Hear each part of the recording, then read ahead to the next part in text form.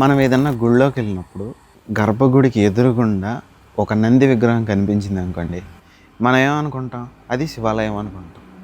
అదే తిరునామం, శంఖ చక్రాలు, అలానే జయ విజయాల విగ్రహాలు కనిపించినాయి అనుకోండి, మనం ఏమనుకుంటాం? అదొక వైష్ణవ ఆలయం అనుకుంటాం. కానీ హంపీలో నేను ఇప్పటివరకు చూసినటువంటి 2 ఆలయాలు ఇందుకు చాలా భిన్నంగా ఉన్నాయి. ఒకటి వచ్చేసి శ్రీకృష్ణదేవరాయలు నిర్మించినటువంటి శ్రీకృష్ణ ఆలయంలో పక్కనే పరమేశ్వరునికి సంబంధించినటువంటి చిన్న ఉపాలయం ఉంది. అక్కడ స్తంభాలకు చూసుకుంటే కనుక తిరునామం, శంఖచక్రాలు ఇలాంటివన్నీ కనిపిస్తున్నాయి. అలానే కొంచెం దూరంగా రోడ్డు పక్కనే చండికేశ్వర ఆలయం అని చెప్పి ఇంకొక ఆలయం ఉంది. ఇక్కడ కూడా అలాగే మనం ఆలయంలోకి అడుగుపెట్టిన దగ్గర నుండి కూడా స్తంభాలన్నిటి మీద మనకి వైష్ణవ సంప్రదాయానికి చెందినటువంటి చిహ్నాలు కనిపిస్తూ ఉంటాయి.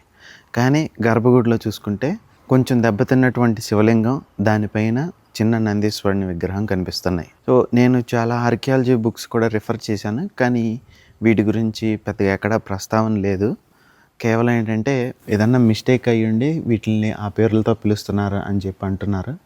అంతేకాకుండా ఇక్కడ గర్భగుడి పైన చూసుకుంటే మనకి ఆలయ శిఖరం మొత్తం ఇటుక రాళ్లతో ఎలా లేయర్స్గా కట్టారనే విషయం కూడా చాలా స్పష్టంగా అర్థమవుతుంది.